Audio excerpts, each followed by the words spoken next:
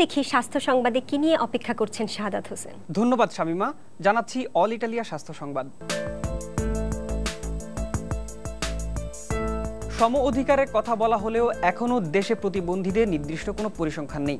প্রতিবন্ধীদের কল্যাণ ও অধিকারের বিষয়টি শুধুমাত্র সমাজ কল্যাণ মন্ত্রণালয়ে সীমাবদ্ধ। ফলে শিক্ষা, স্বাস্থ্য, কর্মসংস্থানে প্রতিবন্ধীরা নিজেদের অধিকার আদায়ে পিছিয়ে পড়ছে বলে মনে করছেন মানবাধিকার কর্মীরা। এছাড়া প্রতিবন্ধী কল্যাণ আইনও থেকে যাচ্ছে কাগজে কলমে। বিস্তারিত সেলিয়া সুলতানার রিপোর্টে।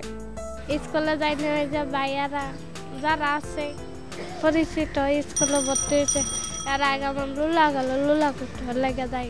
নাম পাখি।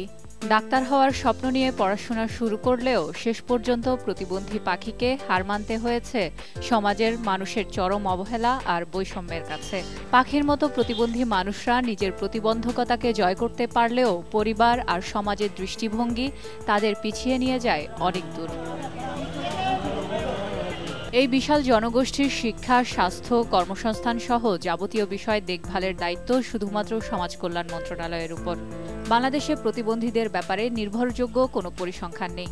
অ্যাকশন এইড বাংলাদেশ এবং সার্ভের জরিপে এই সংখ্যা 8.8 ভাগ। প্রতিবন্ধী ভাতা থেকে শুরু করে অবকাঠামোগত সুবিধা, তাদের চলাচল নিশ্চিত করার জন্য যে বিষয়গুলো প্রয়োজন সেগুলোর প্রতিও দৃষ্টি দেয়া হচ্ছে।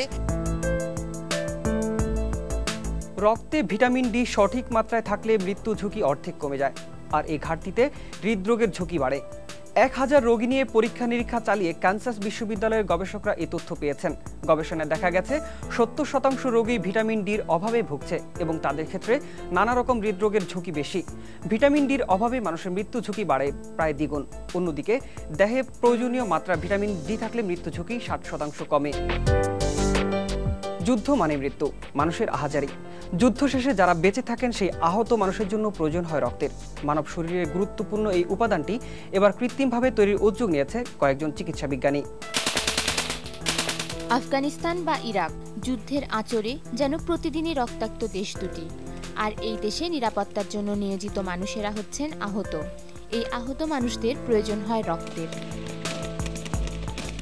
কারো জীবন যখন অন্য একজনের দান করা রক্তে বেঁচে যায়, তখনই সে উপলব্ধি করে রক্তের ঋণ। চিকিৎসার ক্ষেত্রে তাই রক্ত অত্যন্ত প্রয়োজনীয় উপাদান। আর এই অপরিহার্য উপাদান সহজেই হাতের কাছে পাবার জন্য বিজ্ঞানীরা কৃত্রিম রক্ত আবিষ্কারের গবেষণা চালিয়ে যাচ্ছেন। যেখানে আপনি রক্ত পাবেন না সেখানে কৃত্রিম রক্ত কাজে আসবে। তাই সামরিক বাহিনীর জন্য এটি আশীর্বাদ হয়ে আসবে। হাসপাতালেও স্বাভাবিক রক্তের মতো এটি ব্যবহার করা যাবে। কৃত্রিমভাবে তৈরি রক্ত আগে পশু পাখির উপর পরীক্ষা করা হবে, তারপর জটিল ক্লিনিক্যাল পরীক্ষা করা হবে। এটা নিরাপদ কিনা সেটা নিশ্চিত হতে আরো বেশ কিছুদিন সময় লাগবে আমাদের। এই পরীক্ষা সফল হতে আরো 8 বছর লাগবে বলে মনে করেন বিজ্ঞানীরা। তাই জীবন বাঁচাতে রক্তদানের ওপর আবারও জোর দিলেন তারা, কারণ একজনের রক্তের বিনিময়েই হয়তো বেঁচে যাবে একটি প্রাণ।